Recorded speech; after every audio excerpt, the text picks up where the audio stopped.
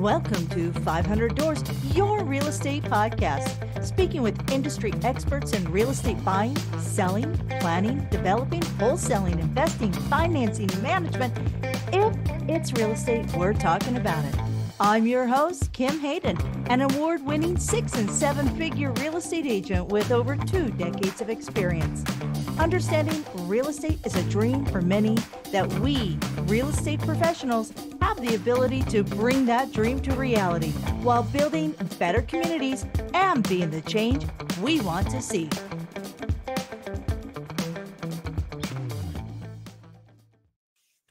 All right.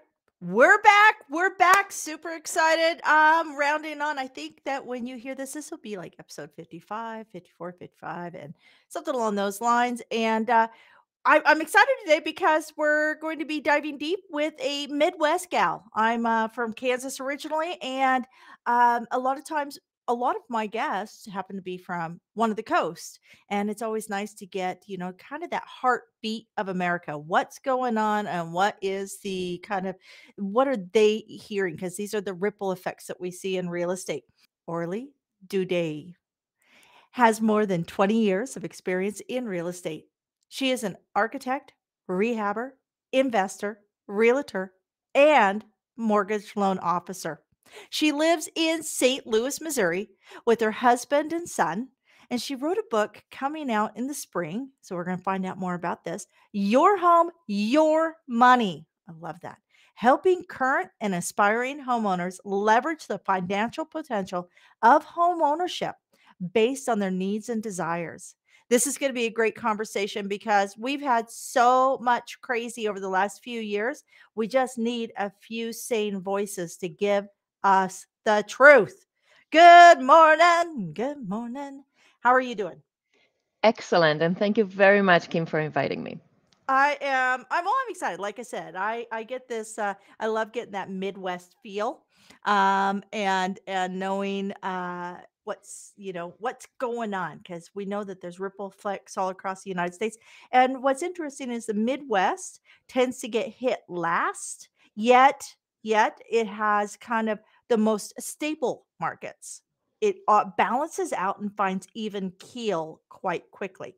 So before we dive into the market itself or what's going on out there, or how what your book is about, I want to find out a little bit more about who is Orly. Thank you.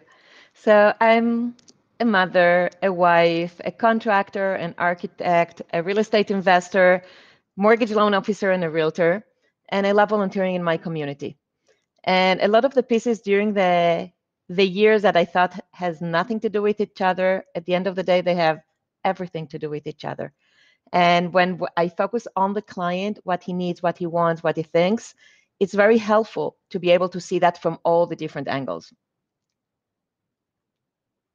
So, so I've got to ask, because everybody's going to ask, where's your accent from? It's so cool. I It's was born in Argentina, but raised in Israel. I didn't speak Spanish until the age of oh, 20. And then I left to Mexico to study architecture and art history. And then I worked in Israel and back in the US. So it's a mixture. interesting. No, I have a friend from Argentina, and just, Canada. I don't think I'm from Kansas. I don't think anybody in Canada anymore is from Canada. I think we've all come here.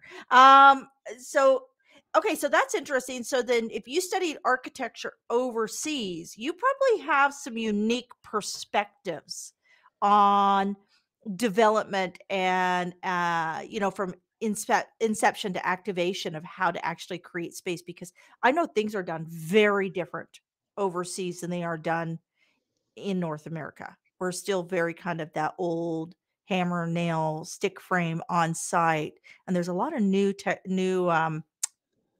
kind of processes that we're seeing in other countries that we're not quite yet embracing here. I want to go a little bit deeper into what you do, because you've got a very wide.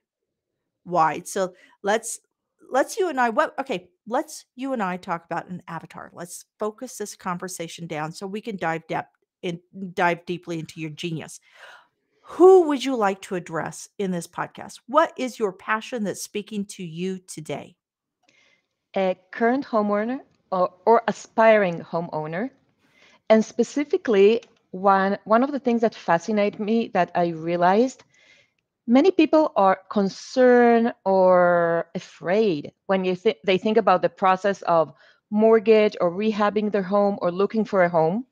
And when they decide to take the step, they want to do the smart move and consult a professional, but they don't stop to brainstorm themselves about their proper goal. For example, very common that you'll be told go to the mortgage loan if on a mortgage loan officer, and he'll tell you how much you can qualify for. And for me, that's mistake number one, because how much you can qualify for doesn't mean that that's the amount of money you should borrow. And for example, the moment primary residence can be 1 to 4 units, you can go to a duplex for a quadruplex and you can qualify for more. But everything narrows down to, first of all, stop and think, what are your goals? Do you want to be free and clear? Do you want to pay the minimum per month? You want to really gain equity in your home. And many of the clients, when I ask them that, they stare at me in the beginning and they're not sure, what do I mean? Why do I ask that? They just want to know that they can purchase their dream home. So we need to take a few steps back. And if you set up your goals, then you can realize how through home ownership you can achieve that. That brings me to a thought. So revisiting the dream, right? We have lived the last almost 20 years, or at least 15 years, in these honestly free money, which we saw what it did to Japan. Japan has never recovered, has yet to recover from infamously low free money interest rates. So now the United States, in Canada, we're in this kind of rock and roll of trying to bring those interest rates back up. So there's some accountability within our borrowing power. Do you think that's going to impact kind of what the dream is? We have been sold that everybody should have 2 and 3 personal homes, or I should have 2,000 square feet for me and my dog, or, do you think that this is going to make people sit back? And how do they go through when they have to maybe release what they thought was the dream to bring it back into what their plan and their goals are? So that's an excellent question. And many times when I challenge the people and I ask them, for example, they try to maximize the potential, have their dream home. And I said, do you think you'll be financially stressed if the property taxes increase? And many times I get the answer of yes. And I said, guess what? They always do. So you don't want that dream of the home to be a nightmare. When you feel very comfortable that you own a home, but really 95%, 90% of that is you borrow the money from the bank.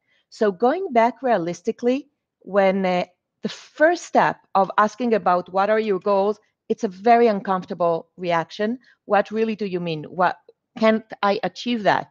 And when you realize that you can achieve everything, but there might be a different path, it might be gradual. As you said, you don't need, that huge size for one person at that stage of life. Very often, when I have young couple immediately describing from renting to going to their dream home, and I said, again, going back to the multifamily, having all the advantages here in the US of the primary residence up to 4 units, and having someone help you pay the mortgage. And yes, after a year, 2, 3, you can move on. You can sell it or you can keep it. And they don't see themselves as real estate investor. But when I tell them, you know what, you spend the money regardless in mortgage or in rent, make it work for you, and there are that very uncomfortable situation in the beginning, but then many times it's converted to excitement that when you realize that you have options, but you need to think, you need to prioritize and really draw the path that might be good for you.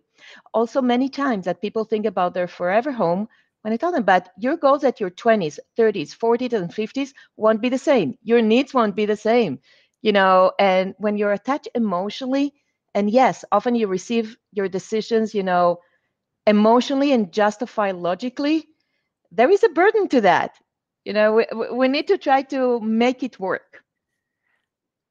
Um, for those that maybe that did get a little in over their head, right? And we're starting to see markets settling out. We know that I think Houston is down something like, 12, 13, 14%. We're seeing markets settle out. So, and these people have gone in and purchased with an interest rate that's no longer available at a 0% down, and they over leveraged because they got caught up into the that that excitement of the market, that almost, it's a little bit of a herd mentality. Everybody else is doing it, I must do it. I What do you think around, because a lot of them won't be able to walk away from these houses. They just won't. They won't be able to sell these houses. They won't be able to get out from underneath them. What do you think of doing the creative spaces? So, multiple doors, common, like, redesigning their space. And I was dying to ask you this because with your architecture background, your mortgage expertise, and your real estate expertise, what are some do's and don'ts that people can navigate and ride out what we're in for probably the next few years? The first thing I'll do is check the zoning. What are your limitations? What are you allowed? Now, many times, even though upfront they tell you one thing, you can ask for a variance. What is the process of a variance? Can you change it? Absolutely, if you have the space, if it's to add an addition or change inside and you can rent part of it, it's a win-win. But just make sure to do everything legally. First of all, you don't want to invest money that even in the future or the years to come, you want to sell it and you cannot. You don't want any liability. You want everything to be done by professional because it's safety. You don't want improvisation in the electrical or all the other, utilities. So definitely do not have shortcuts. And there is a way to do that. Many times, if the zoning don't allow that, there are certain situations that can be revised, but it's through the municipality. So check your options first. Think out of the box. Nothing is obvious, really, when you rethink about that. Now, yes, sometimes you can do an Airbnb or part of the house, so you don't need that addition, but you need to do it right. You know, to think how can you create certain privacy and then rent it if you don't someone in your house and just rent a bedroom. And that's the big one. A lot of people go, "What about privacy and such?" And rezoning. We are seeing garden suites as that are coming on huge across Canada. What are you seeing in that option or opportunity? I think if some people call them garden suites, granny suites, whatever. But so when I'm talking about this, folks, I'm talking about it's a it's basically a small, like, mobile home that you would plunk in your backyard. What are your thoughts on that? Do you see that as becoming an option for a lot of people for additional revenue on their property? In these areas, just in a very specific areas, because you need to get permits. Yep. And not it's really pending city by city. I cannot generalize, not in Missouri, not in St. Louis, because even in St. Louis, it's really township by township who Yep. will allow that and who will not. And because it's the liability that you're renting that out, it need to be legal. Do Oh, not absolutely. improvise. Absolutely. Absolutely. Do not go out back, folks, and build a shed kit from Home Depot. That is not what we're talking about here. This is where, in one of the things that you mentioned was volunteering. This is where, um, if your back is against the wall, don't turtle, folks. Don't hide from it. Step into it and find solutions. And sometimes you have to get involved. Sometimes you And have to step in and be part of, the chamber, be part of the council, step in and say, we need this, and then find solutions, right? Everybody has an issue around parking. Find a solution, so right? actually, my volunteering is another area with foster kid children and Oh, more with wow. teens. But my passion about that, even going back to the real estate and the finances, how can you prepare the young adult that think that it's too far from them and it's not realistic? And Yep. many times they come from very financial challenging situations, just to make sure you give them guidance and help and vision of other things, that everything is possible, but you need to be aware of that. So when we're looking at real estate agents and we're all out there now trying to find clients because they're not just falling off trees like they were 8 months ago. Um, what are some resources that real estate agents can lean into that you've seen out there that can help educate people who could qualify for a property, but just don't know how to find the information? What are some resources that real estate agents really should be sharing? So one of the things that I heard recently about, don't be a secret agent, as a realtor. And the Yeah. moment you begin a topic, people want to know, people want to hear about that. And then it can go further about if it's relevant for that person, a family member. I was speaking with a person and he said, oh, maybe in a year I want to sell my house. And I said, why? I want to buy another one. And we realized that he doesn't need to sell his house when Yeah. we run the numbers, but definitely can move forward and look for the other house. That means his question should be changed from when do I need to put my home on the market to do I want to be a landlord? And because he got that honest review that it wasn't to push just, I want to list your home, then he referred his friends, his family, just give everything you can and speak with people all the time. Don't be that secret agent. Absolutely. And search for the solutions. Where are some of the places that you go when you're looking for answers? What are some of the general websites or resources or organizations? Obviously, you've got the Missouri Real Estate Board, but what are some other places that you're finding creative solutions and interesting answers for real estate? So it's case by case scenario of what is the property. For example, I analyzed recently a huge bed and breakfast, and suddenly it required to take a different angle. So when I went to the city of St. Louis, I was impressed how resourceful they were and how they navigate to another, sources of information. Because as a municipality, everyone want to flourish, and if you have a property that it's vacant or is problematic, you're helping them if you come with a solution. And in the city itself, I was really impressed. And actually, for example, they share with me that if I want a variance in zoning, they can get it in 6 days. And what do you mean 6 days? Usually it's months. Wow. It's not Yes. 6 days.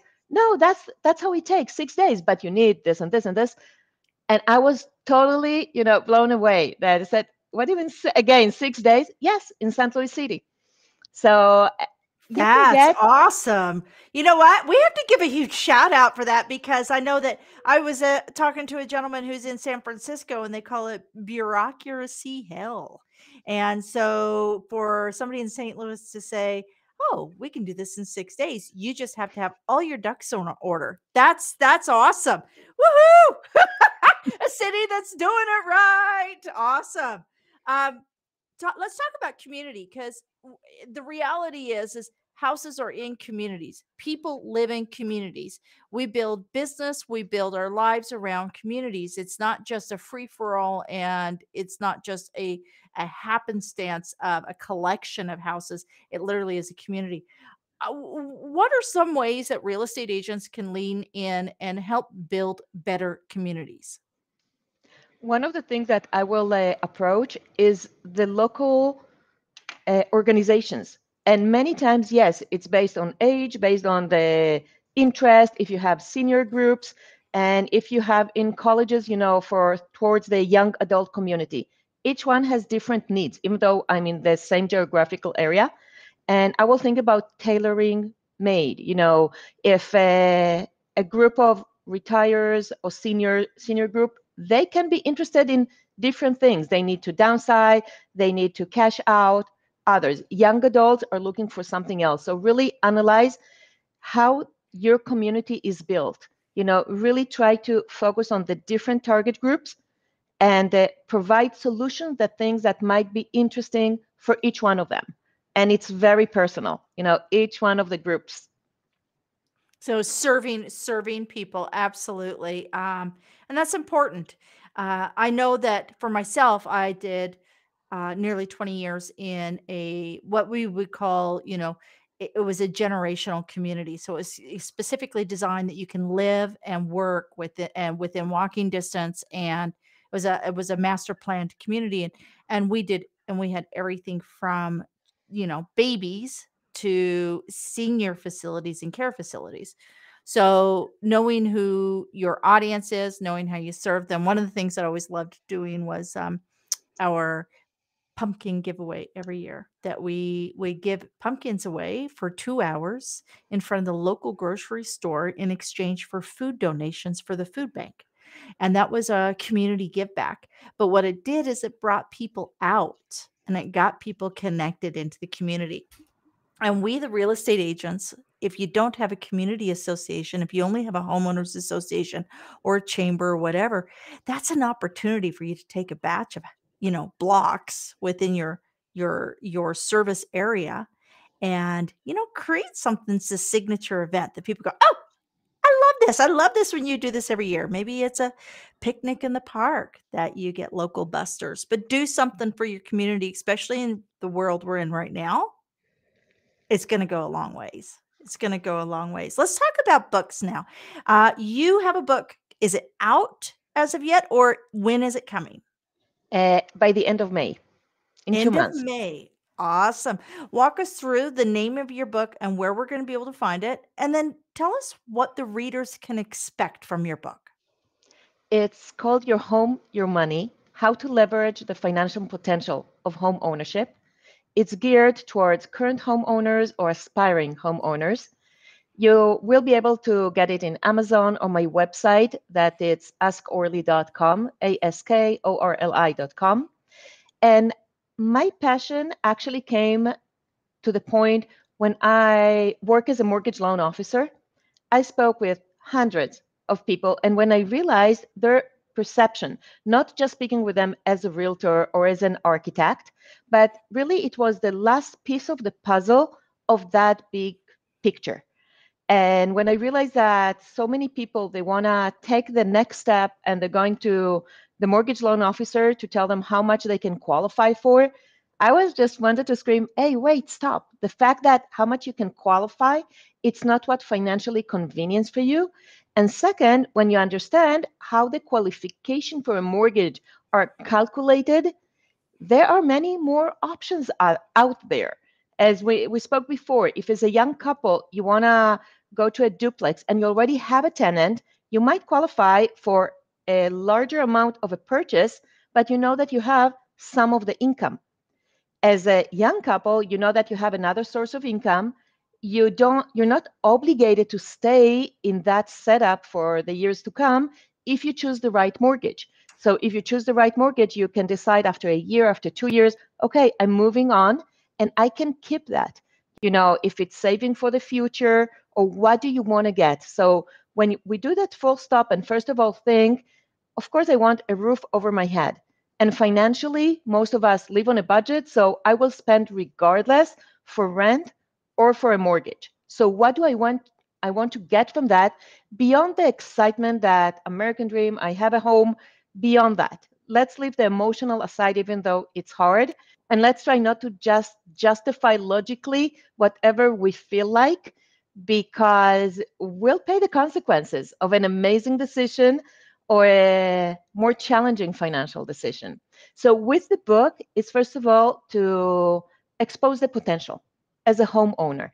You have certain tax benefits, and actually knowing your exit strategy before you even begin looking for the property, that can bring you to a totally another level. And many of my friends and clients, when I tell them that, I said, what I mean to think now about the exit strategy, I want to buy it. No, if you want that to comply a certain purpose, you look for one property. Then it can be another one. And also as a realtor, he can be a huge resource, but he can be even more helpful when you share with your realtor what are your goals, because he can bring you totally other perspective. So with the book, it's really to expose the potential and of what you want. How can you achieve it? Is it a destination or is it a journey? When it's journey, that means yes, you'll have a few milestones and you can reach everything, but not just borrowing 90% of the value of your home. That's not necessarily the best solution. It can Yep. be great if it works for you, but we need to think if it works for you. Is there in the book, is there action steps? Is there anything kind of that, like, we can sit down and exercises or anything like that? Absolutely. I divided that to 5 steps. The first one is to understand the accumulation of wealth, how it works. And yes, it's like the last step, but I begin that in the beginning for you to have a vision, to have the picture, to understand your path. And then I just narrow it down to the understanding the finances, understanding the home purchase, and understanding the potential. What's the big difference between when I say primary resident and investment? Because as investors, we know a lot, we know what to do. There's a lot of books. And many times as a homeowners, we don't think about ourselves as investors, but also there are other tax benefits that we should know about that because that might lead us to plan differently. So it's really to know, and at the end of every step, there is a worksheet that you know exactly what to ask yourself. And it's fine if in the beginning of the book, it's more contradicting because you're giving different answers, what you can, what you should, what you would like, but towards the last step, the 5th step, it's really craving your path based on what you learn. And yes, it's something that you'll need to revise from time to time according to your milestones. You know, what you decide now, it's not written in stone. It can be revised after a few years, after 5 years, after 10 years. It's changing, but absolutely, it's a very item and action plan you have. In the market we're in right now, I just wanted to say that this is actually the best time to get into real estate, be it on the service side or the purchase side, because I believe that with the crazy that we've had over the last few years, we're moving into a more stable time. People may think it's a more difficult time, but sometimes difficulty brings stability. So it's an excellent time. And your book will be available where? In Amazon and in my website. Awesome. The But that's askorly.com. Correct. Awesome. So if you're listening, it's ask Orly is ORLI.com. And we will have that information in the show notes. So at this point in time, I'd love for you to share all your socials. Where can people find you, follow, and engage with you? You can find it basically through the website and engaging to the Facebook and to the YouTube. And I also want to, very important for me to share based on what you said, I absolutely agree that it's a good time. Yeah. And my thoughts that when something is not clear and the fear comes up, then you're paralyzed, but let the numbers speak. That even, for example, now with the interest rate, so you think it's scary, but when you put it on paper, you say, okay, if, for example, I should have be able to get a better terms in that and that number, you can quantify that in an amount of money. And then it's not scary anymore because you understand exactly what you're dealing with. Yeah, and it's historically, 6.5%, right in that range, is completely doable. My first property that I bought in '99 was a 7.25, and we felt that that was pretty good because back in the '80s they had 20% interest rates. When it's really scary. Yep. That's when it's really scary. But right now we're actually in a you're in it, the money is very fair borrowing power. Maybe just borrow less and be qualified as and focused as to where you're going with it. How do you eat an elephant? One bite at a time. So, and that's what you should really apply to real estate. This is not a gorge fest or a, run for the I'm going to go from, beef jerky to filet mignon. No, let's take this in steps. And I absolutely agree with you, Orly, on everything you said. Can you share a quote with us, something that inspires you? Yep. Do or do not, there is no try. And I think it's a state of mind. When you say, Yeah. I'll try, you lost. You want to do something, you're focused and you're all in. There's no try. Do or do not. There is no try. That I 100% agree. And there are days that are hard, but nobody climbs the top of a mountain without a coach. Nobody goes to the Olympics without a coach. Nobody gets to Carnegie Hall without huge amounts of instruction. Lean into your professionals, lean into your leaders, your mentors. If you're a real estate professional, you know, go that next level, find somebody who can help you. If you're an aspiring homeowner, find the right people that can lead you and guide you. If you already have a home and you're afraid of where things are at, don't sit in fear, don't sit in the dark. Turn on the light, look up, and find somebody who can help guide you. That's what this is really about. It's knowing the right questions to ask the right people. And Orly's book will be able to help you on that. I appreciate your time today, Orly. I think that this is such valuable information. And you know what? We all need resources and people to connect with. Thank you So very much. absolutely, absolutely. Well, folks, that's it for today. So do or do not, there is no try. So get out there and just do it. Just do it. I think somebody else coined that term, do it, but you can do it. I promise you, you can. Until next time, you know what? Take care of yourself, be good to yourself, and lean into your community. Go and be the change you want to see. Thank you for joining us at the 500 Doors Your Real Estate Podcast. Be sure to join our Facebook group at Real Estate Success with 500 Doors. Keep on watching and don't forget to like, subscribe, comment, and share because we all know sharing is caring.